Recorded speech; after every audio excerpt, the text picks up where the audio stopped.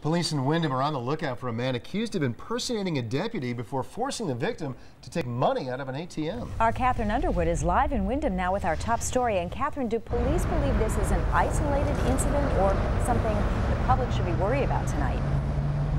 Well, Kim and Greg, police believe that this is isolated and that the suspect actually targeted this victim specifically. Now, we are outside the TD Bank where that victim withdrew an undisclosed amount of cash and handed it over to the suspect. Luckily, that ATM captured a couple surveillance photos, and that is what police are using to locate this man. Now, let's take a look at that first snapshot.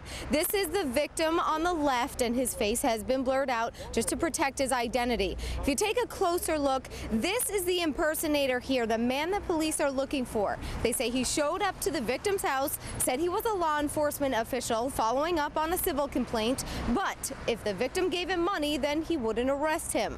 Police say the victim complied, drove the suspect to this TD Bank in North Windham, withdrew money and handed it over to the suspect. Now, police and other Windham residents that we spoke with say nowadays you have to be extra cautious about handing out personal information and especially money. He wasn't wearing anything that would indicate that he was law enforcement. He didn't show any identification. There was no threats made, no weapon shown. Yeah, I'd want to see something to, back it up. I just wouldn't hand over money. I would want to see an ID, maybe talk to somebody else. Now, police say even an undercover officer will have a badge or some form of ID, and you should always ask for that if you are confronted.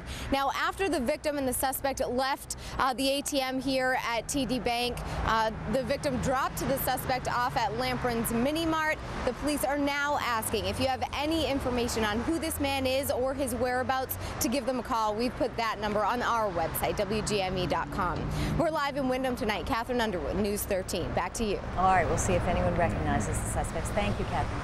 Well, teachers and police in Rochester, New Hampshire are fed up with teens skipping school, and they have come up with a new and controversial plan, aggressive plan at that, to address the problem. They're going after parents, charging them with a crime for kids playing hooky. News 13's Brad Rogers has the story from Rochester.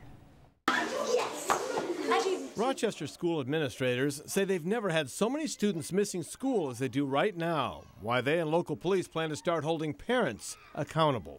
If we get to the point where we don't have to charge anyone, that would be our ultimate goal, that these parents are just getting the kids to school and the kids are getting an education. There are more than 4,000 students in Rochester public schools, but in the first 2.5 months of this year, 531 K-12 students have been absent 5 to 10 days. Another 108 students have missed 10 to 15 days, and 88 were absent more than 15 times.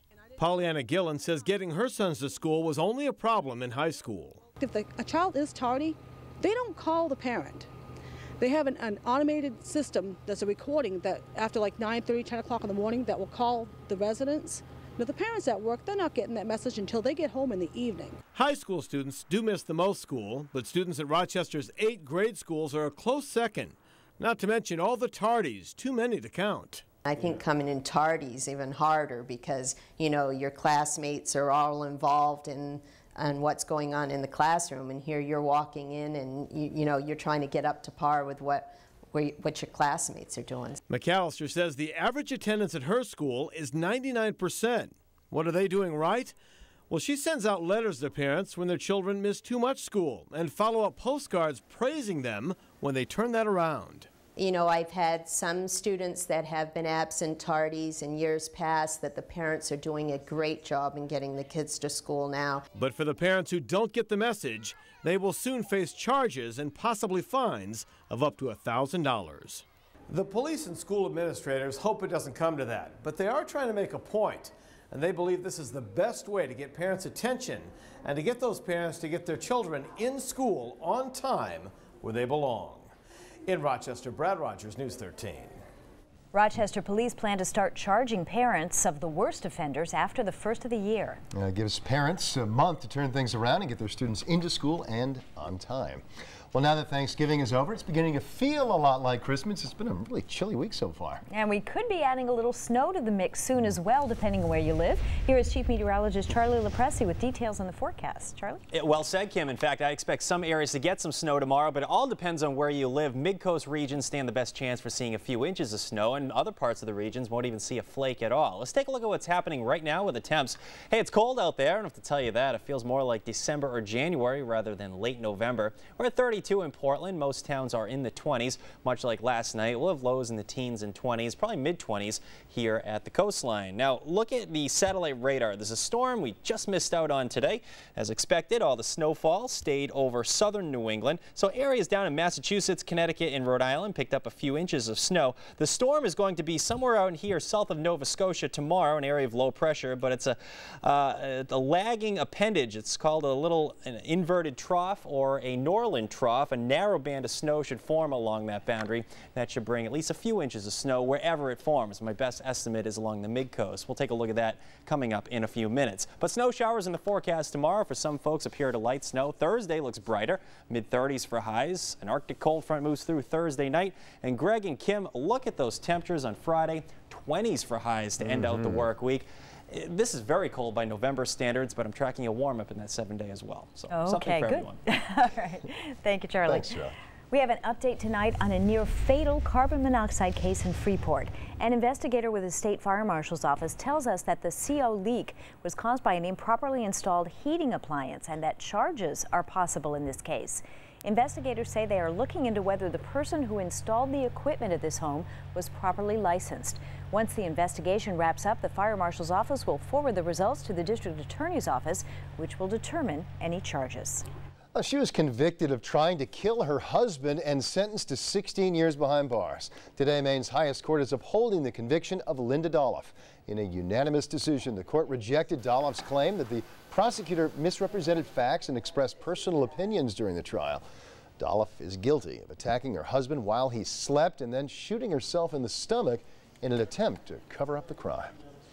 Police are looking for the man who robbed an Augusta pharmacy. The robbery happened last night at the Augusta Walmart. Police released this surveillance picture of the suspect. He is wearing an FBI hat there on the left-hand side of your screen. The picture was taken at the Walmart pharmacy in Augusta right around 1 o'clock Monday afternoon. Here's a shot from above. The suspect claimed to have a gun and demanded OxyContin. He did apparently take off with some of the drugs. This is the 52nd pharmacy robbery in Maine so far this year. A memorial will be held tonight at the University of Maine for 3 fraternity brothers who were killed in a plane crash. B.J. Hannigan, Marcello Rugini, and David Cheney all died when their plane went down after clipping a truck on takeoff at Knox Regional Airport. Tonight's service will take place in Hawk Auditorium and will be followed by a candlelight vigil. The exact cause of the crash remains under investigation. Portland first responders say they are saving more lives thanks to changes they've made responding to calls, specifically when someone goes into cardiac arrest. News 13's Jana Barnello is live in our studio now with more on how paramedics are using new technology and techniques to save those lives. Kim, in 2010 and 2011, Portland paramedics had a survival rate of 6% for cardiac arrest patients. Now, that's on par with the national average, but because of changes they made over the past year, they say now that survival rate has nearly tripled to 17%. First responders showed us one of the big changes, a new CPR monitor. Each ambulance has one, and what it does is measure how effectively you're performing CPR to someone whose heart has stopped beating. So we were a little skeptical, but the first code that I had, it made such a huge difference that it wasn't a question anymore of whether it was going to work. It was just a matter of tweaking it to make it work better. The other big change is that first responders no longer bring cardiac arrest patients directly to the hospital. Instead, they perform CPR wherever they find you. The American Heart Association says that's better for the patient. They've had a lot of success with this new method. Again, a 17% survival rate since last December, but now their focus is to get that number even higher. Kim, back to you. All right, heading in the right direction, Jana. An interesting sidebar, 2 of the Portland paramedics attending the cardiac event actually had to leave halfway through the meeting for an emergency call. Officials say that call came after 2 men working on a Portland home were shocked when a ladder they were using came in contact with an electrical wire. We are told one of those men fell off the ladder and was taken to the hospital with non-life-threatening injuries. The other man was not hurt. Well, the walk-in restaurant in Portland is back open tonight after it was shut down for almost a week because of some health code violations. The Chinese restaurant shut down last week unexpectedly. The only explanation at the time, this handwritten sign on the door that said temporarily closed, sewer pipe problem. The city says a new inspection this morning showed that the restaurant had cleared up dozens of problems. Inspectors say they found evidence of workers smoking in the cook line, mouse droppings on the floor, and a fish thawing out on a shelf. While inspectors were there, they say they did not see any employees washing their hands, and also noted that an employee bathroom actually didn't have any hot water or soap. Now, your Weather Authority forecast with Jarnita Presti. Welcome back, everyone. It's cold out there today, isn't it? We have mainly cloudy skies in place, and it just feels like snow, doesn't it? We have some snow developing to our south. In fact, a few inches of snow have been accumulating down in southern New England. That storm is going to miss out on us, but a little feature called an inverted trough will bring at least a narrow band of snow to our area tomorrow. I'll explain that in a moment. Let's take a look at the 3-day forecast. We'll start out with some light snow and snow showers tomorrow, mostly along the mid-coast. That's my best estimate at this point. Mid-coast Maine stands the best chance for a few inches of snow. Thursday, mostly sunny skies, increasing late day clouds, and an Arctic cold front will move through on Thursday night. If you think this is cool, wait until Friday. 30 degrees for a high temperature. That's right, it's going to feel like January or February to end out the work week, but I do have a warm up in store, particularly late in the weekend and more so early next week. Doppler HD is nice and quiet in our area right now. As expected, all the snowfall today stayed to our south. A few inches of snow accumulated down in portions of Massachusetts, Rhode Island, and Connecticut. Here in northern New England, just mainly cloudy skies, and skies will actually go partly cloudy during the overnight hours tonight. Where is this storm system? Well, as expected, the storm is going to stay to our south. It's a little area of low pressure down in here. You get that counterclockwise rotation around low pressure, and a lot of times we look for these big nor'easters to develop, and they form in an area like this and then move up into the Gulf of Maine. That won't be the case with this one. This storm system is going to track south of Nova Scotia, and it's going to intensify. The storm is just going to be too far to our east to bring a big impact around here, but this little appendage called a trough, an inverted trough, or some refer to this as a Norland trough, should set up. Now, all it is a wind shift line. The wind comes together, it rises, and produces a narrow band of snow. The big question is with these things, where does it set up? Is it going to be right in here somewhere? Is it going to be down in here? Or is it going to be up in here? They are very difficult to forecast because wherever they set up, that will determine exactly where we're going to see a little bit of snow. My best estimate for this one should be along the mid-coast, from Casco Bay over to Penobscot Bay during the daytime hours tomorrow. I'll explain that here in Storm Tracker. I think this outlines our situation rather nicely. I expect skies to become partly cloudy tonight, and then mostly cloudy during the day tomorrow. We're already starting to see this thing develop to our east. So down east Maine is getting into this thing by early tomorrow morning, probably around 7 o'clock or so. And some areas may even start with some sunshine tomorrow. So a wide variety of weather conditions are expected tomorrow. Notice the temps running the teens and 20s. Now, as we go throughout the day, this is going to shift to the west. So let's go through the afternoon hours. This takes us to about 1 o'clock in the afternoon. Areas like Penobscot Bay as far east, or far west, I should say, as maybe Casco Bay, the Freeport, Brunswick area. We're getting in on some of the snowfall right now, extending north up to the Augusta area. But again, these are very difficult to forecast. It could come further off to the west, and we could see areas like Portland and even York County get in on it. But wherever this sets up, a few inches of snow should accumulate. One thing I feel confident in saying, it's going to move out. Late tomorrow night, we're going to see some sun return on Thursday. A few snow showers get going in the mountains. There's an Arctic cold front that will move through on Thursday night. So how much snow are we talking about out of this one? That narrow band. Remember, wherever this band sets up, my best estimate across the mid-coast, probably about 1 to 3 inches of snow. Really nothing at all where we don't see it. In fact, that narrow band is right in here, but probably about a coating areas to the north and up back into the mountains. A few areas here could see a coating to as much as 2 inches as well. So a closer inspection, 1 to 3 across the mid-coast, over to about Casco Bay, a coating of snow here, all the way over to eastern parts of Maine. Now, based on my experience with these things,